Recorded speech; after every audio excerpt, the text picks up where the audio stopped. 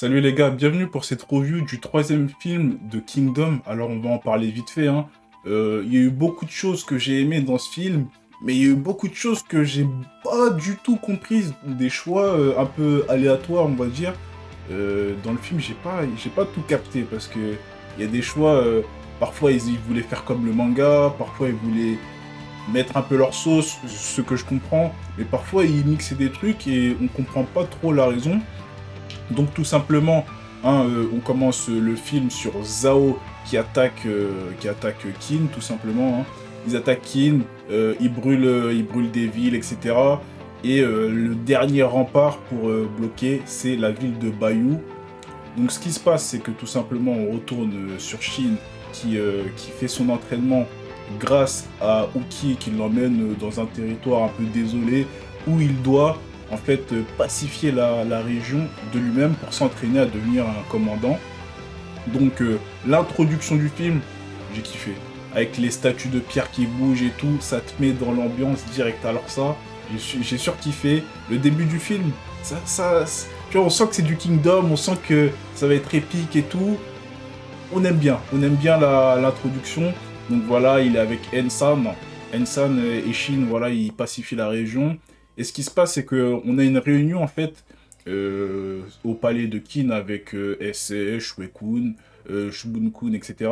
Donc, tout simplement, au début, t'as Ryofui, il est pas là parce qu'il n'est pas encore arrivé. Mais ils sont tous en panique, en mode, ah, comment on va faire? On n'a pas de général, on n'a pas de généraux qui présents pour bloquer Zhao. Il y a une armée de 100 000 hommes qui arrivent, on fait comment, on fait comment? Donc ils parlent. Et là, ils disent, ouais, on a une personne, on a Mubu qui est là, tout ça. Du coup, t'as Mubu qui arrive au palais avec Shuekun et Ryofui. Mais franchement, je sais pas ce que vous en pensez, les gars, mais pour moi, Ryofui, ils ont détruit le casting, hein, parce que, bon, il joue bien, il n'y a pas de souci, c'est pas son qui joue pas bien et tout, hein, c'est juste, franchement, Ryofui, si on est dans la réalité, moi, je voyais un gars.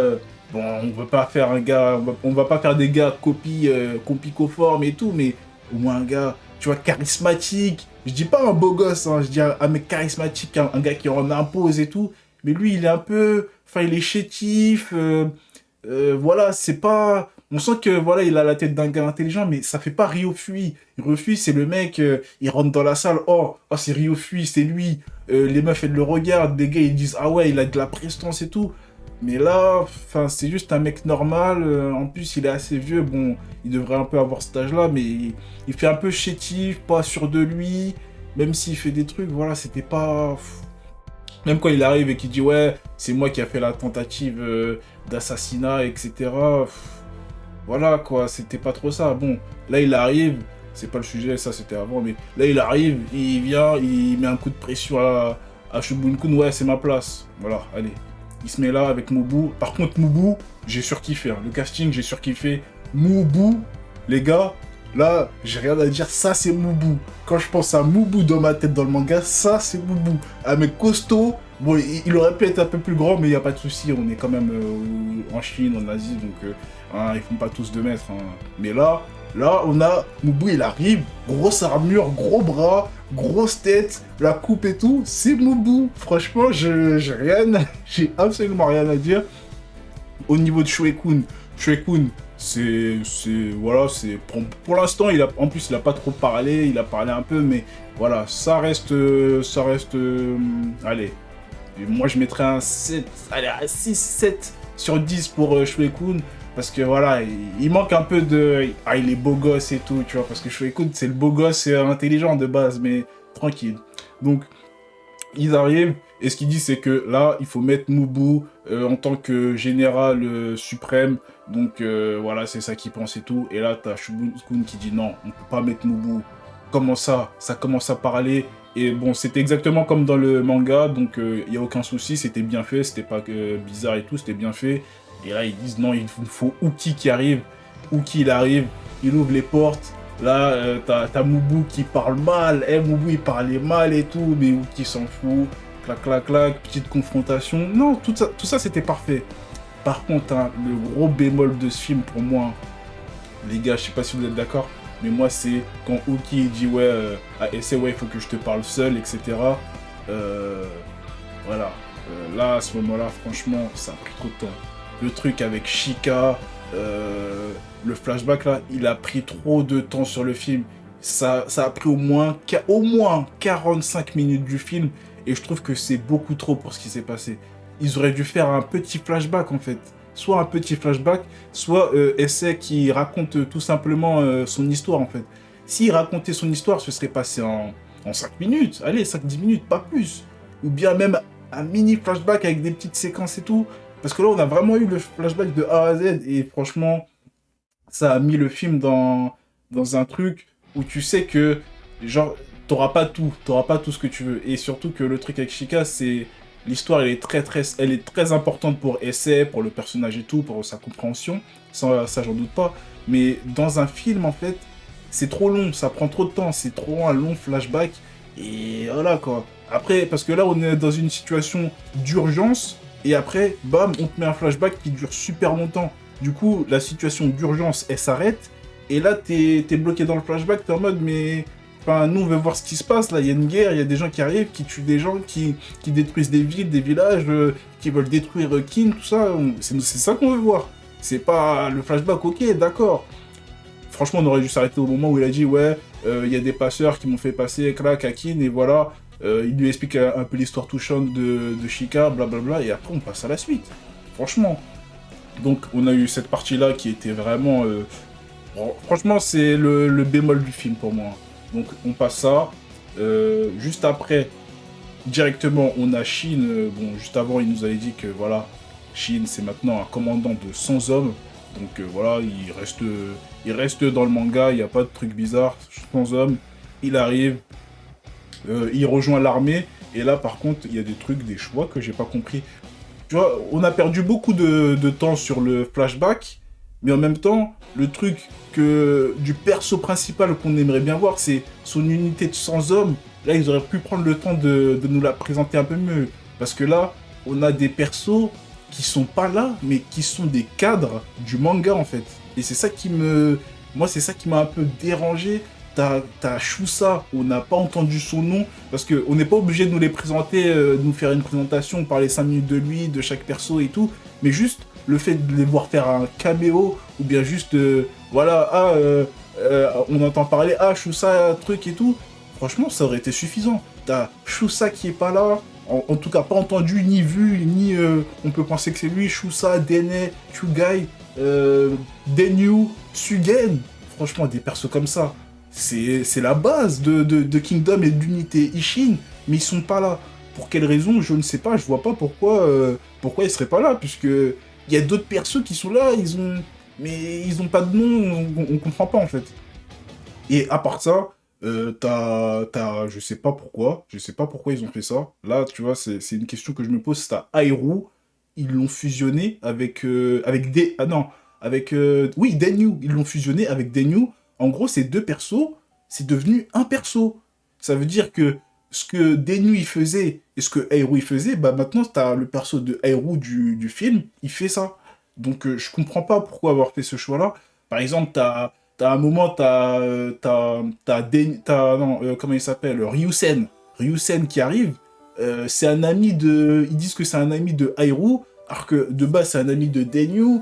Et tu vois, bon, quand on regarde le film comme ça, on n'a pas vu le manga ou même l'anime, hein, tu te dis, ah, ouais, il n'y a rien, y a rien de bizarre. Mais en fait, quand tu lis le manga ou bien que tu as regardé l'anime, tu dis, bah, pourquoi ils ont fait ça en fait? C'est quoi la raison? Pourquoi les fusionner? Est-ce que c'est pour faire que le perso il soit un peu plus connu parmi les gens qui regardent le film en mode, ah, lui c'est le perso important, il a ramené lui, il a fait ça, il a plus d'action dans le film.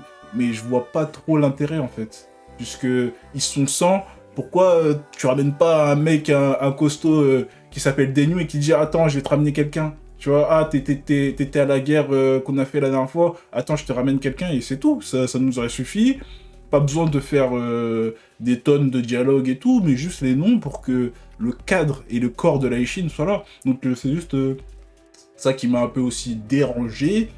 Et après, on a Uki, franchement, Uki, son arrivée, Uki, c'était comme dans le manga. J'ai eu la même sensation. Quand tout le monde est démoralisé, toute l'armée est démoralisée parce que, voilà, il y a Zhao qui arrive, etc., etc. Ils sont tous démoralisés. C'est une armée de paysans et tout. Ils vont se faire marbrer par Zhao. Et là, t'as Uki qui arrive avec son armée. T'as pas un bruit. Tout le monde le regarde. Personne ne dit rien. T'as pas un bruit. Et il dit à toutes les armées en avant. Des frissons. Là, par contre, là, la scène, elle était super bien faite. C'était comme dans le manga en plus. Mais je crois que même la scène du film était encore plus puissante. Parce que avec le son, t'avais aucun son. Après, tu dis en avant. Et après, t'as tout le monde qui crie. Et tout le monde se regarde comme ça en mode let's go. Franchement, là, masterclass. Là, il y avait rien à dire. Là, la scène, elle était parfaite. Je ne peux rien dire sur cette scène. Ça m'a donné des frissons. J'étais en mode, ah ouais, là, on y va. Mais tu vois, ça, cette scène, quand tu commences le film et qu'on me dit Zhao arrive et que t'enlèves le flashback de Shika et que directement, tu passes directement, ça commence à la guerre et que t'as ça, ça aurait été encore plus puissant, tu vois. Mais là, comme on était un peu en mode, ah, on sort d'un flashback, on est un peu plus dedans et tout. Ah. Mais non, bon. En tout cas, on a aimé la scène magnifique, magnifique. Donc après ça, tout simplement, on a Shin qui a son armée de 100 hommes, ils sont une unité spéciale, il explique, etc. On a des généraux qui ont été... il y a des généraux qui sont pas là, ou qui ont été fusionnés, je sais pas trop ce qui se passe. Mais entre guillemets, t'as Mengoku, bah, c'est un général maintenant de 40 000 hommes, alors que dans le manga, bon... Il n'a pas 40 000 hommes, hein. C'est un commandant de 2000, je crois, ou 20 000, je sais plus. Mais il n'a pas 40 000 hommes. Et en plus, t'as Shumu, t'as le général Shumu, c'était un gros cochon comme ça, là. Il est pas là. Bon, c'est pas très grave, entre guillemets, c'est pas très grave. Mais sinon, la base des armées reste la même. Et le déroulé de la bataille reste la même. Donc là, il n'y a aucun souci. T'as trois côtés. Le centre, la gauche et la droite. À gauche, t'as l'armée de Kanu qui sont 10 000 contre 20 000 de l'armée de Fuki. À droite, t'as Mengoku 40 000 contre une armée de Uki de 30 000. Mais à peu près, hein, mais on n'a pas le nom des généraux, ce qui n'est pas très grave pour le moment en soi. Au milieu, t'as Mubu, une armée de 40 000 hommes. Bon, avec en comptant celle de Uki qui est de 20 000, mais l'armée de Uki est derrière celle de Mubu. Donc Mubu, hein, franchement les gars, c'était Mubu. Donc là, on commence la guerre, là on kiffe, tu vois. Et même franchement, l'explication de Muki avec Karyoten, elle était excellente, tu vois, tu comprends, c'est bien fait. J'aime bien comment ils font, ils expliquent comme il faut, avec des outils, ils nous montrent comment, voilà, franchement, l'explication, elle est excellente. Tu comprends tout simplement. Il t'explique simplement la guerre, comment elle est, et tu comprends, il n'y a pas de souci. Tu n'es pas un peu perdu. Donc la bataille, elle commence. Mubu qui arrive, qui fait une charge. Et là, franchement, j'ai kiffé parce que là c'est vraiment ça. Il arrive, il est en première ligne. Et là, t'entends des coups et tout. Et les coups, c'est des explosions, tu vois. Genre, ta Chine, il est tout derrière. Il entend, il dit, waouh, c'est quoi ça? Genre, il met des coups, c'est des explosions, tu vois. C'est même pas il tue des gens, il lâche des bombes, tu vois. Il met des coups, c'est des bombes. Franchement, ils ont bien fait. Là, on sent que Mubu, c'est pas n'importe quoi, tu vois. Il parle pas pour rien. Et il lâchait des explosions sur le champ de bataille. C'était n'importe quoi.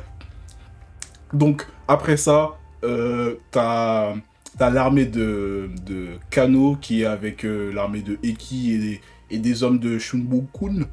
Donc, ils font une charge contre l'armée de Fuki. Et là, c'est comme dans le manga, hein, ils attaquent et ils se font prendre par les flancs. Ils se font prendre par les flancs, donc ils se font encercler parce que l'armée adverse est recule et tout. Mais sauf que dans le manga... Oh là là.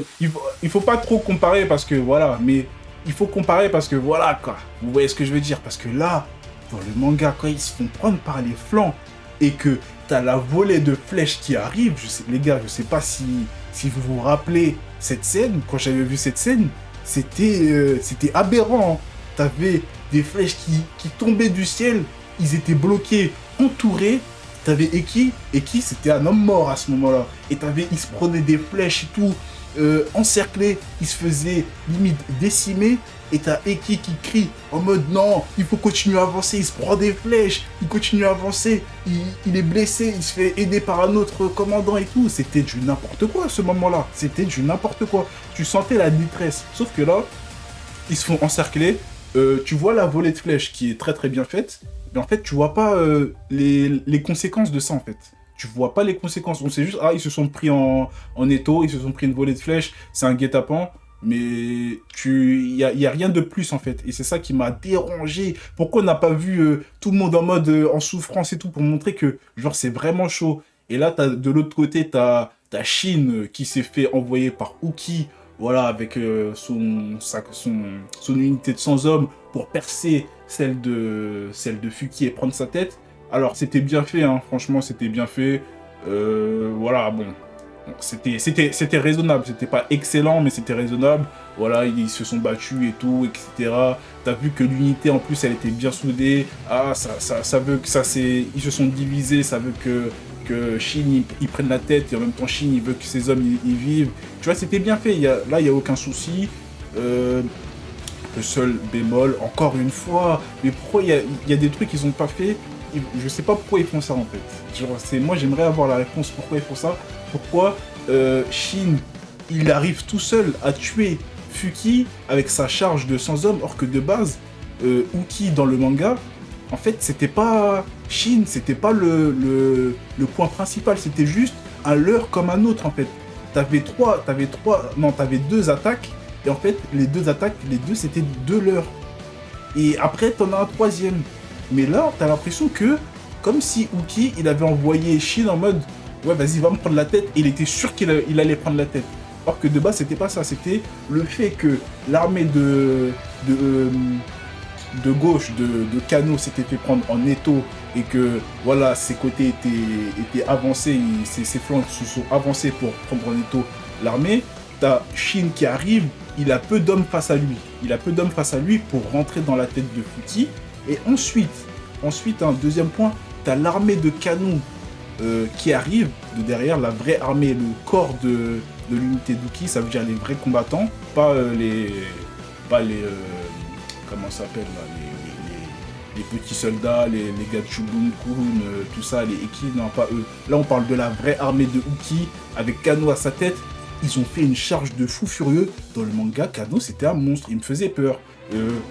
Début de manga, je connaissais rien, je disais ça. Kano, c'était un monstre. C'était un monstre. Le mec, je me dis, mais là, lui c'est un malade. Il a fait une charge, flèche, étau, tout ce que tu veux. Il est rentré, il a détruit tout le monde avec sa Gwendao. J'ai fait, mais c'est un monstre, lui. Et après, c'est là que tu te dis, ah, en fait, Uki, il sait de quoi il parle. Ça veut dire que, tu vois, Shin, ce qu'il a fait, c'était bien. Mais c'était pas le truc principal en fait, c'était Kano qui devait avancer et qui devait prendre la tête de Fuki. Donc là, dans le manga, t'avais Kano qui arrivait droit devant, qui avait détruit tout ce qu'il y avait devant lui malgré les flèches et tout. Et à droite, t'avais Shin qui arrivait en mode avec ses 100 hommes qui cassait la tête à Fuki parce qu'il déplaçait ses hommes. Et du coup, ces hommes, comme ils sont partis voir l'unité Ishin, t'as l'unité principal de Kano qui arrive droit devant lui, donc il était cerné. Mais qu'est-ce qu'il fait, Fuki? Il décide de s'enfuir. Il s'enfuit, et là, il voit les drapeaux de Kin partout dans la forêt. Ça veut dire qu'il est bloqué. Il sait pas, il hésite. Mais sauf que, là, dans le film, t'as pas ça. T'as pas les drapeaux, t'as pas Kano qui est un monstre qui arrive devant la tête de Fuki en mode oula, je vais prendre ta tête si tu bouges pas de là. Donc ça fait que vraiment, là c'est Shin qui a fait le truc limite tout seul en fait. Limite tout seul, entre guillemets. Donc c'est un peu, voilà, c'est un peu too much parce que c'est quand même que 100 hommes, hein, voilà. 100 hommes c'est bien, hein, mais c'est pas exceptionnel, hein, faut pas abuser non plus. Parce que là, t'as Shin qui fait un saut et qui il le tue en fait. Et charge de Shin, il le tue en fait, c'est tout simple. Or que bizarrement, t'as Fuki qui dit quand même qu'il s'enfuit. Il s'enfuit, mais il se fait tuer quand même, sans aucune raison. Donc j'ai trouvé ça un peu, ouais, quand même. Or que là, la situation dans le manga, elle était tendue. Et Fuki, il était encerclé, il savait pas où aller, il s'enfuyait. Il pouvait plus s'enfuir, du coup, il attend. Du coup, c'était soit là, il se prenait Kano et il meurt, soit il se prenait Shin, il meurt. Et c'est Shin qui a pris sa tête. Voilà, bon. C'est comme ça, c'est comme ça. Mais en tout cas, c'était quand même assez bien fait. Même si, voilà, j'aurais préféré que ça suive le manga parce que, justement, c'était plus cohérent qu'il y ait plusieurs tactiques, plusieurs points de vue, plusieurs attaquants qui veulent prendre la tête de Fuki. Mais bon, c'est comme ça. Ensuite, t'as la scène qui est très très bien faite quand Kano il arrive, il dit ouais, c'est quoi le nom de ton unité? L'unité Ishin. Et après il dit c'est l'unité Ishin qui a pris la tête de Fuki. Et après t'as tout le monde qui crie. Là j'ai kiffé, c'était plaisant, c'était plaisant, c'était plaisant. On adore Kingdom, on adore. Donc là pour le moment la bataille est finie. Voilà, Fuki mort, du coup voilà, ils sont un peu débarrassés d'un des plus gros stratèges adverses pour le moment, si vous voyez ce que je veux dire. Et juste après ça, voilà, t'as Uki qui félicite Shin, etc. Ils sont bien, hein, tout le monde est content. Et bam, t'as Uken qui arrive, il tue 2-3 pélos. Allez, il prend sa Gwendao. Franchement, sa Gwendao, elle est magnifique. Quand il marche avec sa Gwendao, elle est magnifique. Sa Gwendao, ils l'ont trop bien faite. Il découpe. Dommage, les têtes, elles volent pas. Hein. C'est juste ça, dommage. Hein. Que les têtes, elles volent pas. Bon, il coupe la gorge, il y a du sang et tout, il n'y a pas de souci. Mais dommage que ça vole pas. Hein. Dommage que ça vole pas. Ça aurait été encore plus épique. Mais voilà, vas-y, il arrive, il découpe. Voilà, il découpe. Et bam, t'as Shin qui veut y aller. Sauf que bam, il se prend 2 coups. Ah, il est trop fort pour toi. Et là, t'as le flashback un peu avec... Enfin, flashback, voilà, ça parle et tout. Ça dit, ouais, c'est l'ennemi de Uki, ils sont là pour leur revanche, etc., etc. Et bam, t'as le film qui se finit. Mais là, c'est pour ça que je dis, il manquait vraiment... on a perdu 45 minutes de film avec le flashback.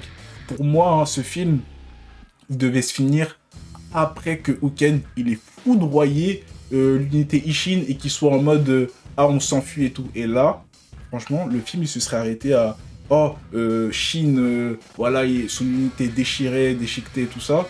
Et donc après, t'as Shin, là, on passe au prochain film. Et là, t'as Shin, juste avant, il fait genre, ah oui, ah ouais, Uken, je vais le tuer. Genre, en mode vengeance, tu vois. Ça veut dire que là, on passe au lendemain et bam, le prochain film, ça va nous utiliser en mode Shin, il veut se venger, t'as Uki qui veut se venger, etc.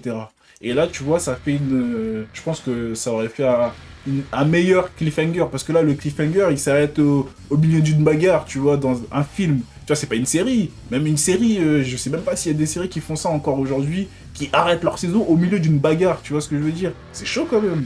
Donc, franchement, heureusement j'ai lu le manga, hein, parce que là, tu regardes un film comme ça s'arrête au milieu d'une bagarre quand même. Faut pas abuser. Genre, finissez la bagarre et après on passe à la suite.